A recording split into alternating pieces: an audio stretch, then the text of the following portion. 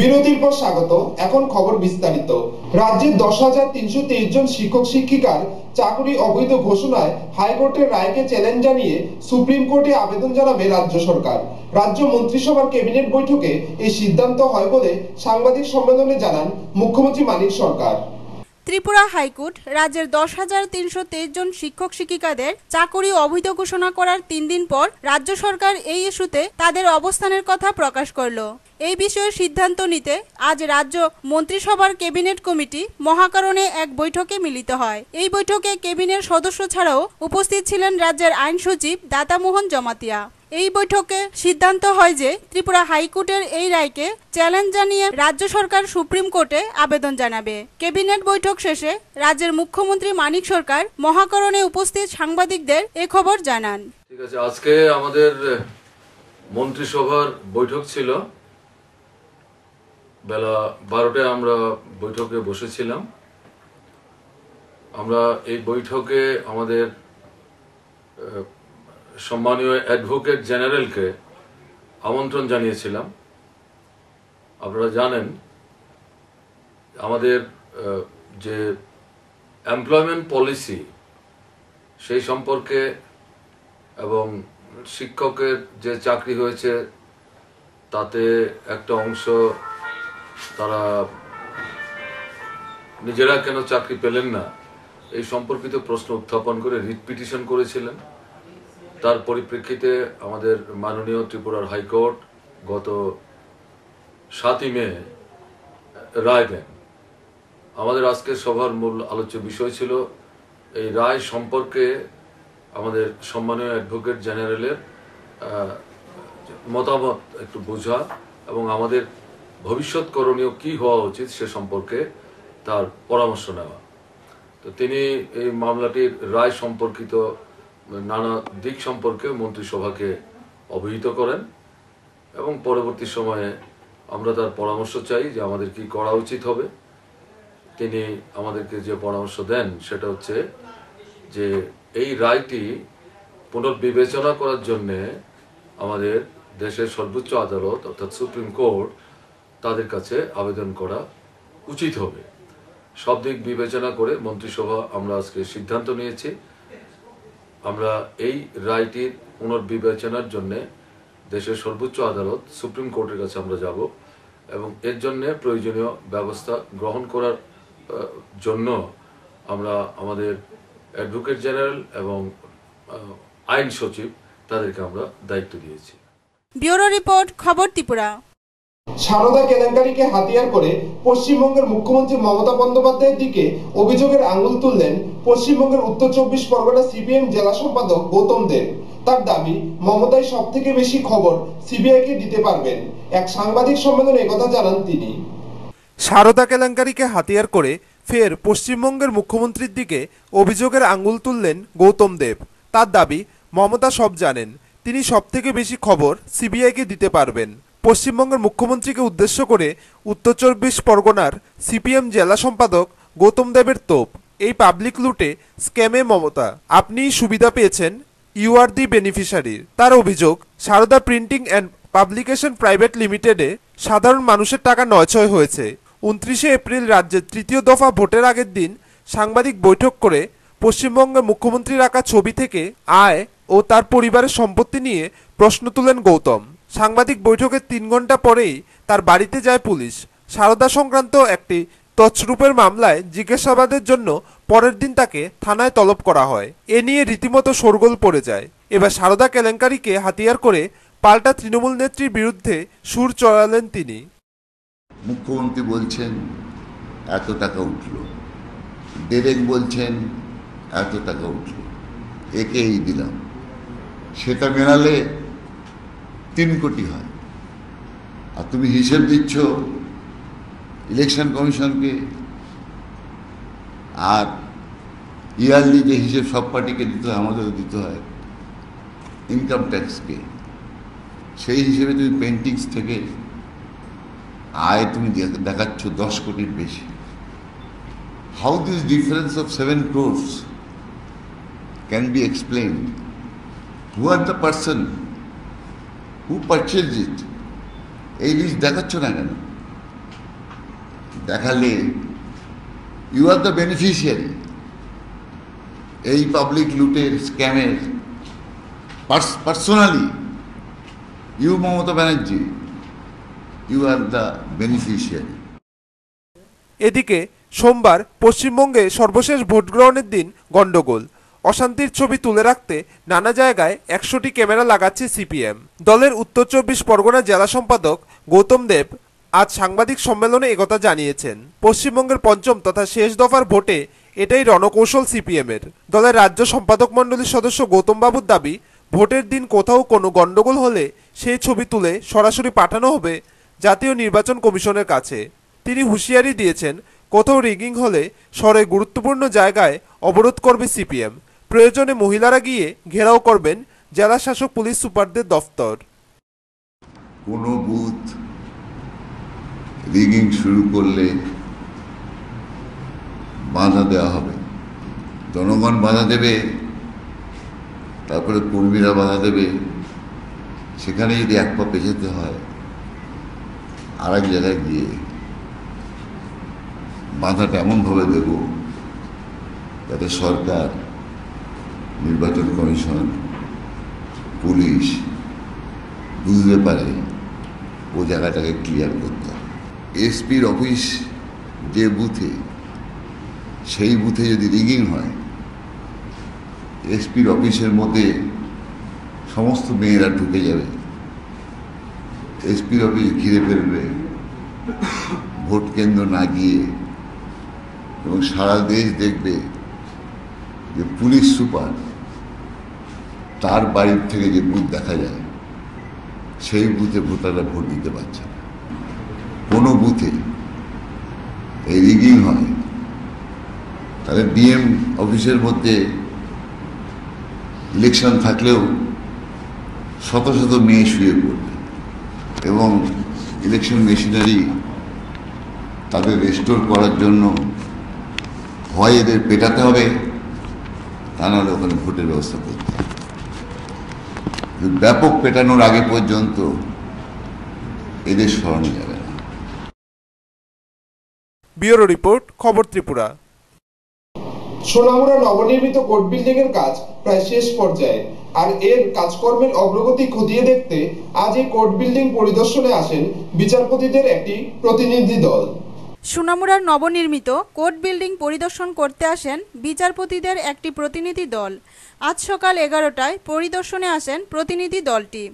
প্রতিনিধি দলে ছিলেন হাইকোর্টের বিচারপতি সুভাষিস তলাপাত্র, হাইকোর্টের বিচারপতি SC দাস, পশ্চিম জেলার বিচারপতি সুভাষ শিকদার ও রেজিস্ট্রার জেনারেল মানিক চক্রবর্তী।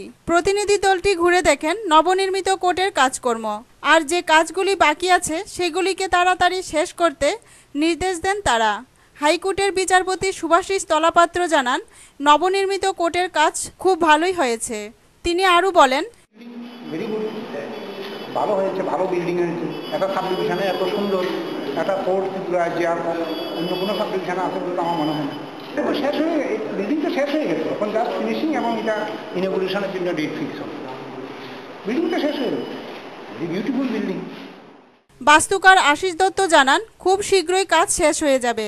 তিনি বলেন, তারপর আবার কাজ ওনারা পরে পান দিব, কাজ এর মধ্যে দিচ্ছে আমাদের সাইকেল স্ট্যান্ড করার জন্য, গাড়ি স্ট্যান্ড করার জন্য, ওনাদের আরেকটা মালখানা অ্যানেক্স স্ট্রাকচার করার জন্য 2009 মার্চে আমাদের ডেট অফ আমার এগ্রিমেন্ট দেখতে গুণগত মান তো সবাই ভালোই কইল। দরজাতে কতগুলি একটু এই ফিনিশের ঘষানো বাকি, ফিনিশিংটা বাকি ছিল, ওইটা আমরা করে দেব। এছাড়া যারা কইলো যে গুণগত মান বিল্ডিং খুব সুন্দর হয়েছে, ভালো হয়েছে, শুধু দরজাগুলো একটু আমরা ফিনিশিংটা বাকি রয়েছে, এগুলো আমরা করে দেব। সব মিলিয়ে কোর্ট বিল্ডিং এর কাজ চলছে দ্রুত। এই নবনির্মিত কোর্ট বিল্ডিং কবে পুরোপুরি সেরে উঠবে তার দিকে তাকিয়ে আছেন সোনামুড়া মহকুমাবাসী। টুটন চৌধুরীর রিপোর্ট, খবর ত্রিপুরা। 25শে বৈশাখ বিশ্ব কবিগুরু রবীন্দ্রনাথ ঠাকুরের 153তম জন্মবার্ষিকীতে রাজধানীতে উদ্বোধন হলো নব আঙ্গিকে নবনির্মিত রবীন্দ্র ভবন। এর উদ্বোধন করেন রাজ্যের মুখ্যমন্ত্রী মানিক সরকার, ছিলেন অন্যান্য সংস্কৃতি প্রেমীরাও। গতকাল ছিল 25শে বৈশাখ, বিশ্বকবি রবীন্দ্রনাথ ঠাকুরের 153তম জন্মজয়ন্তী, আর তারই জন্মদিনে উদ্বোধন হলো নব আঙ্গিকে নির্মিত রবীন্দ্র ভবনের। অনুষ্ঠানের উদ্বোধক ছিলেন রাজ্যের মুখ্যমন্ত্রী মানিক সরকার। উদ্বোধনী অনুষ্ঠানে মুখ্যমন্ত্রী ছাড়াও উপস্থিত ছিলেন রাজ্য যোজনা পর্ষদের ভাইস চেয়ারম্যান অনিল সরকার, তথ্য সংস্কৃতি মন্ত্রী ভানুলাল সাহা, ত্রিপুরা উপজাতি স্বশাসিত জেলা পরিষদের চেয়ারম্যান মংসাজাই মগ, ত্রিপুরা পুর নিগমের মেয়র ডক্টর প্রফুল্লজিৎ সিনহা, মুখ্য সচিব এস.কে. পান্ডা, তথ্য সংস্কৃতি দপ্তরের সচিব শান্তনু দাস প্রমুখ। এছাড়া মঞ্চে উপবিষ্ট ছিলেন রবীন্দ্র পুরস্কারপ্রাপ্ত রাজ্যের বিশিষ্ট লেখক বিকোজ চৌধুরী, করবী দেববর্মন, সুধন্য ত্রিপুরা প্রমুখ। সুরঝর্ণা, বিশ্ববাণী, সাগর পাড়ে এবং হুজুলা হুকুমু বুদল এই 4টি সংস্থার শিল্পীদের সঙ্গীত পরিবেশনের মধ্য দিয়ে শুরু হয় উদ্বোধনী অনুষ্ঠান।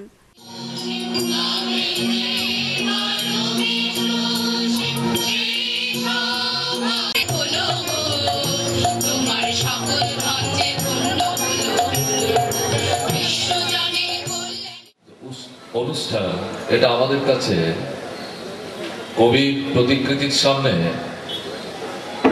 মোমবাতি আর ধূপকাঠি জ্বালিয়ে মালা চন্দন পরিয়ে তার পূজা করা না। রবীন্দ্রনাথের যে চিন্তা, তার যে ভাবনা, তার জীবনের যে সারোৎসার শিক্ষা, তা জনগণের মধ্যে নিয়ে যাওয়ার লক্ষ্য নিয়েই আমরা এই দিনটিতে রবীন্দ্রনাথ ঠাকুরকে বারবার স্মরণ করার চেষ্টা করি। রবীন্দ্রনাথ ঠাকুর যা চেয়েছিলেন, আমাদের শিক্ষা এমন হোক যা আমাদের ছেলেদের মেয়েদের প্রকৃত মানুষ হিসাবে গড়ে উঠতে সাহায্য করে। ব্যুরো রিপোর্ট, খবর ত্রিপুরা। আবারও বড়সড় সাফল্য পেল বন দপ্তর। বন দপ্তরের সদর অতিরিক্ত ডিএফও সুব্রত দাস ও বিএসএফ 29 নং বাহিনী কুলবাড়ি বিওপির সহকারী কমান্ড্যান্ট পিসি সরোজের নেতৃত্বে অভিযান চালিয়ে সোনামুড়া থানাধীন পূর্ব আড়ালিয়ার একটি জঙ্গল থেকে উদ্ধার হয় একটি অবৈধ সমিল, একটি জেনারেটর ও প্রচুর পরিমাণে অবৈধ গাছের লগ। আবারও বড়সড় সাফল্য পেল বন দপ্তর। সহযোগিতায় ছিলেন 29 নং সীমান্ত বাহিনীর জওয়ানরা। উদ্ধার করা হয়েছে একটি সমিল, জেনারেটর সহ কয়েক লক্ষাধিক টাকার অবৈধ গাছের লগ।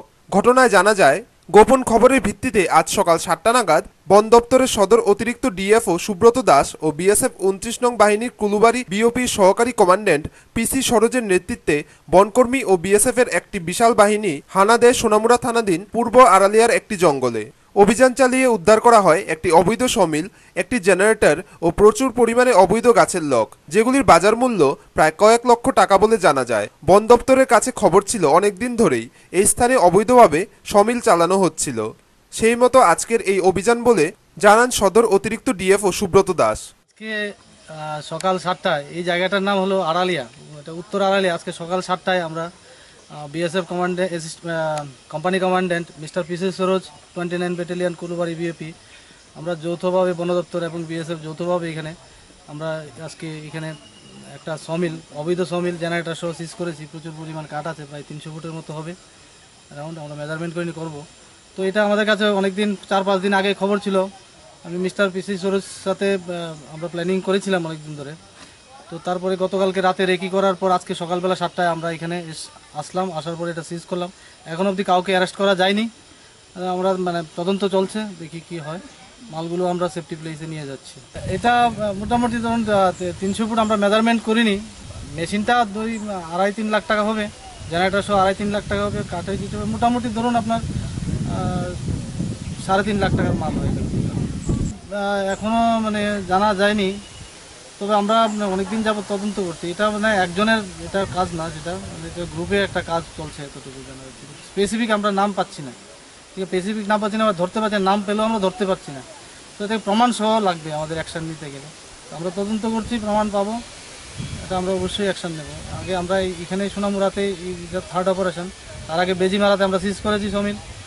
ময়নামাতে লাস্ট আমরা গত 30 মার্চ সেম পার্টি সহ বিএসএফ কোম্পানি কমান্ড্যান্ট সহ আমরা সেখানে সিজ করেছি প্রচুর পরিমাণ লোক।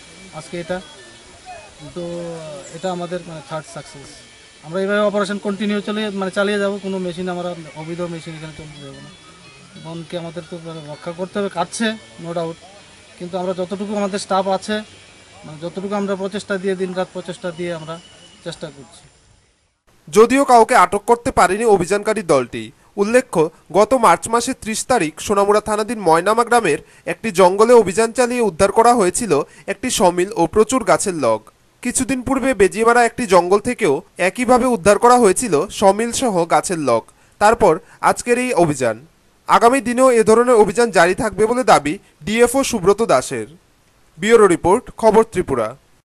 দক্ষিণ ত্রিপুরা জেলা পরিষদের সহায়তায় এবং তথ্য ও সংস্কৃতি দপ্তরের উদ্যোগে কবিগুরু রবীন্দ্রনাথ ঠাকুরের জন্মদিবসকে কেন্দ্র করে উদয়পুর পুরাতন রাজবাড়ী ভুবনেশ্বরী মন্দির প্রাঙ্গণে অনুষ্ঠিত হচ্ছে দ্বাদশ রাজর্ষি উৎসব। এই উৎসবের উদ্বোধক রাজ্যের অর্থ ও পূর্ত দপ্তরের মন্ত্রী বাদল চৌধুরী, ছিলেন পর্যটন দপ্তরের মন্ত্রী রতন ভৌমিক সহ অন্যান্যরা। দক্ষিণ ত্রিপুরা জেলা পরিষদের সহায়তায় এবং তথ্য ও সংস্কৃতি দপ্তরের উদ্যোগে দ্বাদশ রাজর্ষি উৎসব অনুষ্ঠিত হচ্ছে উদয়পুর পুরাতন রাজবাড়ী ভুবনেশ্বরী মন্দির প্রাঙ্গণে। প্রতি বছর 25শে বৈশাখ কবিগুরু রবীন্দ্রনাথ ঠাকুরের জন্মদিবসকে কেন্দ্র করে রাজর্ষি উৎসব হয় স্থানীয় মন্দির প্রাঙ্গণে। তবে এবছরে অবিভক্ত দক্ষিণ ত্রিপুরা জেলা পরিষদের অর্থানুকূল্যে রবীন্দ্রনাথ ঠাকুরের ফাইবারের তৈরি পূর্ণাবয়ব মূর্তি স্থাপিত হল রাজবাড়ী প্রাঙ্গণে। প্রথম দিন 9ই মে মেলার প্রথম দিকে মাল্যদান ও উদ্বোধক ছিলেন রাজ্যের অর্থ ও পূর্ত দপ্তরের মন্ত্রী বাদল চৌধুরী। এছাড়াও উপস্থিত ছিলেন পর্যটন দপ্তরের মন্ত্রী রতন ভৌমিক, উদয়পুর মহকুমা সাংস্কৃতিক উপদেষ্টা কমিটির চেয়ারম্যান সুব্রত দেব সহ অন্যান্যরা। সভাপতি ছিলেন দক্ষিণ ত্রিপুরা জেলা পরিষদের সভাধিপতি হিমাংশু রায়। মেলা চলবে 11ই মে পর্যন্ত। সমাপ্তি অনুষ্ঠানে প্রধান অতিথি হিসেবে থাকবেন রাজ্যের তথ্য ও সংস্কৃতি উচ্চশিক্ষা দপ্তরের মন্ত্রী ভানুলাল সাহা সহ স্থানীয় বিধায়কগণ।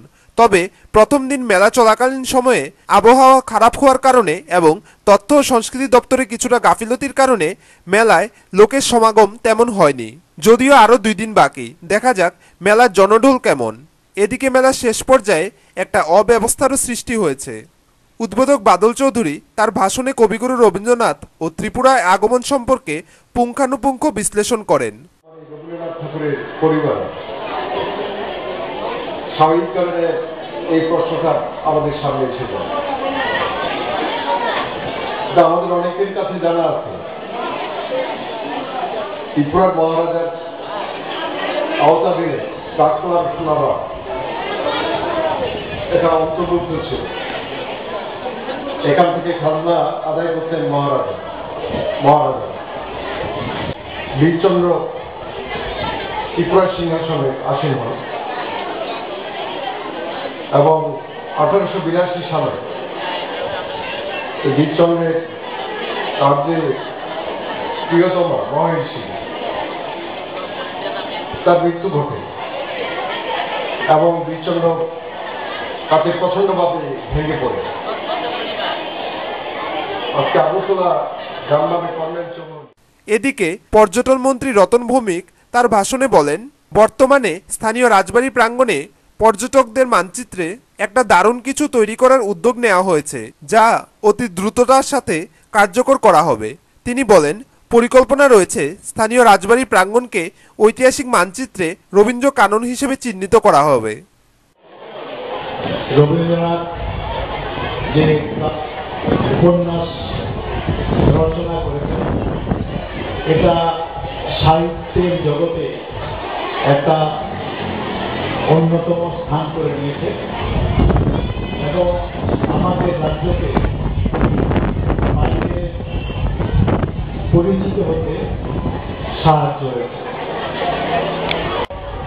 উৎসব, মেলা ইত্যাদি সংগঠিত করি আমাদের রাজ্যের যে সংস্কৃতি বা লুপ্ত যে সংস্কৃতিগুলি আছে বিভিন্ন জাতিগোষ্ঠী, তাকে তুলে ধরা, তাকে বিকশিত করা এবং আমাদের রাজ্যের মানুষের মধ্যে যে সম্প্রীতি তাকে এগিয়ে নিয়ে যাওয়া বা তাকে সমৃদ্ধ করা। ব্যুরো রিপোর্ট, খবর ত্রিপুরা। এক গোপন খবরের ভিত্তিতে গাদা বন্দুক সহ এক চোরা শিকারীকে গ্রেপ্তার করল তৃষ্ণা অভয়ারণ্যের বনকর্মীরা। এই চোরা শিকারীকে বিলোনিয়া আদালতে তোলা হয়। গোপন খবরের ভিত্তিতে আজ সকালে তৃষ্ণা অভয়ারণ্যের বনকর্মীরা এক চোরা শিকারীকে গাদা বন্দুক সহ দুর্গাপুর এলাকার নিজের বাড়ি থেকে গ্রেপ্তার করে। তৃষ্ণা অভয়ারণ্যের রেঞ্জার বিমল দাস সহ বিশাল পরিমাণে বনকর্মীরা ও 60 বছরের বৃদ্ধ সুবল সরকারকে গ্রেপ্তার করে। অনেক দিন ধরেই তৃষ্ণা অভয়ারণ্যে চোরা শিকারীরা তৃষ্ণা অরণ্যের হরিণ সহ বিভিন্ন প্রজাতির প্রাণীকে হত্যা করছে। অবশেষে ওই ব্যক্তিকে বাড়ি থেকে গ্রেপ্তার করে বেশ খুশি বনকর্মীরা। তবে এলাকার মানুষজন চাইছে যেন বন থেকে বনদস্যুদের গ্রেফতার করে আজ ওই চোরা শিকারীকে বিলোনিয়া আদালতে তোলা হয়। ব্যুরো রিপোর্ট, খবর ত্রিপুরা। হাইকোর্ট কর্তৃক রাজ্যের 10,323 জন শিক্ষক শিক্ষিকা নিয়োগ বাতিল হওয়ায় চাকরিচ্যুত শিক্ষক শিক্ষিকাদের মাথায় চিন্তার ভাঁজ। সারা রাজ্যের সাথে কাঠালিয়া ব্লক এলাকার বাসপুকুরের বিরামপুর গ্রামের চাকরিচ্যুতদেরও এই একই চিত্র লক্ষ্য করা যায়। সাম্প্রতিক চাকরিচ্যুত শিক্ষকদের উপর হাইকোর্টের রায়ে অমানবিক আঘাত নেমে আসায় গ্রামাঞ্চলের বহু হতদরিদ্র পরিবার উদ্বেগের মধ্যে দিন কাটাচ্ছে। খাওয়া নেই, ঘুম নেই হতদরিদ্র পরিবারগুলোর। চোখে মুখে শুধু অন্ধকারের ছায়া আচ্ছন্ন হয়ে আসছে। উল্লেখ্য, গত 7 মে রাজ্যের 10,323 জন শিক্ষক শিক্ষিকার নিয়োগ বাতিল করে হাইকোর্টের দেওয়া রায়ে। এই ঘোষণার সঙ্গে সঙ্গে প্রতিক্রিয়ায় কাঠালিয়া ব্লক এলাকার বাসপুকুরের বিরামপুর গ্রামের অস্নাতক শিক্ষক বুধু পাল তার পরিবারের উপর বিরাট আর্থিক আঘাত নেমে আসবে। 7 জনের পরিবারের একমাত্র বুধু পালই সংসারের আর্থিক উপার্জনশীল ব্যক্তি। বাবা উমেশ পাল 82 বছরের বৃদ্ধা, ছোট বোন জন্মের পর থেকে বিকলাঙ্গ, স্ত্রী ও 3 সন্তান সহ গোটা 7 জনের পরিবার। সম্বল একমাত্র বসত বাড়ি। বহুত কষ্টে দিন কাটাইতো, একবার খাইলে আবার খাইতে কষ্ট হইতো, টিফিনের উপর নির্ভরশীল। যাক একটা বামপন্থী সরকার আসার পরে একটা কর্মসংস্থান করছে, এটা নিয়ে খুব বহুত স্বপ্ন দেখছিলাম। ভবিষ্যতে আসলো নিজে কিছু না করতে পারলো তো বাচ্চারা নিয়ে একটা ডাল ভাত খাওয়ানো, এরকম একটা চিন্তা ভাবনা হয়েছে। এখন ঈদও প্রায় সার্কেল গেছি গা, এখন কী উপায় করবো, খুব নিরুপায়। এখন করার মতো কিছু খাওয়া দাওয়া কিছু ভালো লাগে না, মানে কোনো শান্তি লাগে না। একবার খাইলে আবার খাইতেও কষ্ট আছে, কিছু শান্তি লাগে না। বাচ্চারাও বলে বাবা কি সরকার বামপন্থী সরকার আওয়ানে 4টা ভাত খাই, একটু মাথাটা জাগানোর ব্যবস্থা করছে, ঘরটা একটা দিছে। হ্যাঁ, এটা দেওয়ানে স্যার আমি কোনো রমে দিলিয়া কোনো রমে আছি। এই সরকার তখন আমরা বাচ্চাটা খাইয়া আছি স্যার, ওই কটা খাইয়া জীবনটা রক্ষা করতে আছি। দেবকদ্দুরা কর্মসংস্থান সরকার দিছে। হ্যাঁ, মনে করছি যেন 4টা ভাত খাইতে এরাম জানি লোকা। আর কি করা উপায় স্যার, আপনারা দয়া করে আপনারা কোনো একটা করবেন, আমার নইলে আমার আর উপায় নাই। 1997 সালে মাধ্যমিক পাশ করার পর পরিবারের খাবার সংগ্রহ করতে গিয়ে দৈহিক খাটুনির বিনিময়ে পরিবারের সকলের জন্য আধপেটা খাওয়ার যোগান দেওয়াও ছিল কষ্টকর। গত 4 মাস পূর্বে অস্নাতক শিক্ষক পদে নিয়োগপত্র হাতে পেয়ে নতুন জীবন গড়ার স্বপ্ন ছিল বুধু পালের। কিন্তু সেই স্বপ্ন কি অধরা? সেই স্বপ্ন হাইকোর্টের রায়ে মুহূর্তে ধূলিসাৎ হয়ে গেল গোটা পরিবারের। আজ সকালে খবর ত্রিপুরার প্রতিবেদককে সামনে পেয়ে বৃদ্ধ বাবা রমেশ পাল, ছেলে বুধু পাল, স্ত্রী সহ ছোট ছোট 3 সন্তান কান্নায় মাটিতে লুটিয়ে পড়ে। আদৌ জানে না ভবিষ্যতে খাওয়া পড়ার দায়িত্ব বুধু কিভাবে সামলাবে। আমি একজন গণ আন্দোলনের কর্মী। এই ধরনের পরিবারে একটা চাকরি দিয়েছে, মানে আমরা এত গর্বিত। বামফ্রন্ট সরকারের দৃষ্টিভঙ্গি আজকে দেখা গেছে এই বেকার বিরোধী কংগ্রেস এই ষড়যন্ত্র করে আজকে যে 10,500 লোকের প্রায় 50,000 জনসংখ্যা আজকে তাদের পেটের ভাত কেড়ে নিছে। মানে এর চেয়ে বিভৎস কি, এর চেয়ে অমানবিক কি, যার ফলে আজকে আমরা মর্মাহত, আমরাও ব্যথিত। এই পরিবারগুলি আজকে সামনের দিকে কি করে খাইয়া বাচ্চা জীবিকা নির্বাহ করব, এই বাচ্চা কাচ্চা নিয়ে একটা করুণ একটা মানে দৃশ্য। এটাতে নিজেদেরকে মানায় নিতে পারতেছে না। কি হইব যে ভবিষ্যতে এই বামফ্রন্ট সরকার এত মানে কেন্দ্রের বঞ্চনার সত্ত্বেও আজকে এই কেন্দ্রের বিধিনিষেধ অমান্য করে আজকে এই রাজ্যের বেকার ছেলে মেয়েদের ছোট কিছু পেটের ভাতের কর্মসংস্থানের ব্যবস্থা করতে চেষ্টা করছে, এখনো করে যেতে আছে, ভবিষ্যতেও করব। আজকে যদি সরকার তাদের পাশে যদি নিয়ে লড়বো, সেই ধরনের মানসিকতা সরকারের হ্যাঁ আছে, এটা আমাদের বিশ্বাস। এখন ভবিষ্যতে এটা কি হইব এখন আমরাও চিন্তিত এই বিষয়গুলো। কাঠালিয়া থেকে নারায়ণ বদ্যের রিপোর্ট, খবর ত্রিপুরা। 25শে বৈশাখ রবীন্দ্র জন্মজয়ন্তী উৎসব পালিত হয় উত্তর ত্রিপুরা জেলা নবগঠিত নর্থ ডিস্ট্রিক্ট প্রেস ক্লাবের অস্থায়ী অফিস গৃহে। উপস্থিত ছিলেন ত্রিপুরা সংস্কৃতি সমন্বয় কেন্দ্রের ধর্মনগর শাখার সম্পাদক কানাইলাল দত্ত সহ অন্যান্যরা। নবগঠিত উত্তর ত্রিপুরা জেলার নর্থ ডিস্ট্রিক্ট প্রেস ক্লাব অস্থায়ী অফিস গৃহে রবীন্দ্র জন্মজয়ন্তী পালন করল। 25শে বৈশাখ সন্ধ্যা 7টায় প্রদীপ প্রজ্বলনের মাধ্যমে অনুষ্ঠানের সূচনা হয়। প্রদীপ প্রজ্বলন করেন ত্রিপুরা সংস্কৃতি সমন্বয় কেন্দ্রের ধর্মনগর শাখার সম্পাদক কানাইলাল দত্ত। এছাড়া উপস্থিত ছিলেন উত্তর ত্রিপুরা জেলা তথ্য ও সংস্কৃতি দপ্তরের সহ অধিকর্তা দেবাশিস নাথ। অনুষ্ঠানের সভাপতিত্ব করেন ক্লাবের সভাপতি সমর চক্রবর্তী। অনুষ্ঠানে আলোচনার পাশাপাশি আমন্ত্রিত শিল্পীরা তাদের সঙ্গীত পরিবেশন করেন। আজ তার 153তম জন্মজয়ন্তী অনুষ্ঠান নর্থ ডিস্ট্রিক্ট প্রেস ক্লাব এই সবে মাত্র যাদের পথ চলা শুরু, যারা এই কয়েকটা দিন পূর্বে তাদের এই প্রেস ক্লাবের উদ্বোধন করেছেন, তারা এই স্বল্প পরিসরে এভাবে বিশ্বনন্দিত আমাদের জাতির গর্ব রবীন্দ্রনাথ ঠাকুরের এই জন্মজয়ন্তী উদযাপনের যে উদ্যোগ নিয়েছেন, এই জন্য পেয়েছিলাম। তার এই পরবর্তী এত কম সময়ের মধ্যে এরকম একটা সিদ্ধান্ত, সত্যি আমি তাদেরকে প্রশংসা না করে উপায় থাকে না। আর প্রেসের সঙ্গে আমাদের তথ্য এবং সংস্কৃতি দপ্তর আমাদের একেবারেই ঘনিষ্ঠ যোগাযোগ, সেটা ভালো হোক অথবা মন্দ। ব্যুরো রিপোর্ট, খবর ত্রিপুরা। যাত্রাপুর থানাধীন বরখোলা গ্রামের এক কৃষক পরিবারের চুরি যাওয়া হালের বলদকে খুঁজে পেল স্থানীয় জনগণ। ধরা পড়ল 3 গরু চোর। ধরা পড়ে সোনামুর পঞ্চায়েত এলাকায়। পরে তাদের যাত্রাপুর পুলিশের হাতে তুলে দেওয়া হয়। যাত্রাপুর থানা এলাকার বরখোলা গ্রামের গৌতম শীল নামে এক কৃষক পরিবারের একটি হালের বলদ চুরি হয় গত 8 মে গভীর রাতে। পরদিন অসহায় চাষি গ্রামবাসীর সহযোগিতা নিয়ে 2 দিন ধরে ব্যাপক তল্লাশির পর আজ সকালবেলায় গরুসহ সন্ধান পায় সোনাপুর পঞ্চায়েত এলাকার নতুন বাজারে। স্থানীয় জনগণের সহযোগিতা নিয়ে গরুসহ 3 চোরকে আটক করে স্থানীয় জনগণ। বেলা 9টায় যাত্রাপুর থানা পুলিশের হাতে তুলে দেওয়া হয় 3 দুষ্কৃতীকে। যদিও একজনকে হালকা পাতলা উদ্যম মধ্যম দিয়ে জনগণ পুলিশের হাতে তুলে দেয় বলে জানা যায়। পরশুদিন রাত্রে গরুটা ঘর থেকে চুরি করে লয়ে বসছে, এই বরকলার থেকে চুরি করে লয়ে বসছে গরুটা। অনেক বর্ডার এলাকাত গেছি, এলাকাত গিয়ে বিএসএফ পুলিশ সবাই জানাইছি আর এর মধ্যে তারাও একটু সহযোগিতা করছে, সেই হিসেবে গরুটা একটু ধরা খাইছে। যাত্রাপুর থানার ওসি দুলাল দত্ত জানান, একজন চোর হাসপাতালে চিকিৎসাধীন, এখন বাকিদের জিজ্ঞাসাবাদ চলছে। বেশ কিছু অতিরিক্ত তথ্য পাওয়া গেছে। তথ্যের ভিত্তিতে অভিযান অব্যাহত থাকবে। তিনি জানান, গত 8 তারিখ মানে পরশুদিন ফুকনশীল নামে বরকলার একজনের বাড়ি থেকে এটা হালের বলদ, যার বাজার মূল্য অনুমান 15,000 টাকা হবে, 15 থেকে 20,000 চুরি হয়। এই অনুসারে আমাদের কাছে এফআইআর দেয়, আমরা কেস রেজিস্টার করি। আজকে সকালবেলা স্থানীয় জনসাধারণের সহযোগিতায় আমরা সুলেমান মিয়া এবং যে চুরিকৃত গরু নতুন বাজার সোনামুড়া থানাধীন নতুন বাজার এলাকা থেকে আমরা অ্যারেস্ট করি এবং গরু রিকভারি করি। তাকে জিজ্ঞাসাবাদ করে সুলেমান মিয়াকে, বিল্লাল মিয়া রাঙ্গামুড়া বাড়ি এবং মতিন মিয়া উত্তর মনাই বাড়ি, আরও 2 জনকে আমরা গ্রেপ্তার করি। এবং তাদের জিজ্ঞাসাবাদ করে আমরা আরও কিছু নাম পাচ্ছি।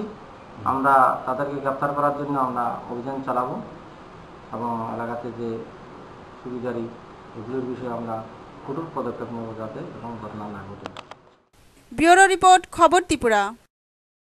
ত্রিপুরা সরকারি কর্মচারী সমন্বয় সমিতি তেলিয়ামুড়া বিভাগীয় কমিটির উদ্যোগে এক স্বেচ্ছায় রক্তদান এবং মরণোত্তর দেহ ও চক্ষুদান শিবির অনুষ্ঠিত হয় তেলিয়ামুড়া সিপিআইএম বিভাগীয় পার্টি অফিসে। এই শিবিরে মোট 100 জন রক্তদাতা স্বেচ্ছায় রক্তদান করেন। ত্রিপুরা সরকারি কর্মচারী সমন্বয় সমিতি তেলিয়ামুড়া বিভাগীয় কমিটির উদ্যোগে আজ সকাল 11 ঘটিকায় অনুষ্ঠিত হয় এক স্বেচ্ছায় রক্তদান এবং মরণোত্তর দেহ ও চক্ষুদান শিবির। উপস্থিত ছিলেন সংগঠনের রাজ্য কমিটির সাধারণ সম্পাদিকা মহুয়া রায়, গণ আন্দোলনের নেতৃত্ব সুধীর সরকার, সংগঠনের বিভাগীয় নেতৃত্ব সুভাষ মজুমদার, অজয় ভট্টাচার্য সহ অন্যান্যরা। শিবিরটি অনুষ্ঠিত হয় তেলিয়ামুড়া সিপিআইএম বিভাগীয় পার্টি অফিসে। এই অনুষ্ঠানে 100 জন রক্তদাতা রক্তদান, 10 জন চক্ষুদান ও ও 8 জন মরণোত্তর দেহদান করেন বলে জানান সংগঠনের রাজ্য কমিটির সাধারণ সম্পাদিকা মহুয়া রায়। সরকারি কর্মচারী সমিতির উদ্যোগে আমরা রক্তদান ধারাবাহিকভাবে আমরা অনুষ্ঠিত করে থাকি। এবছর আমরা রক্তদান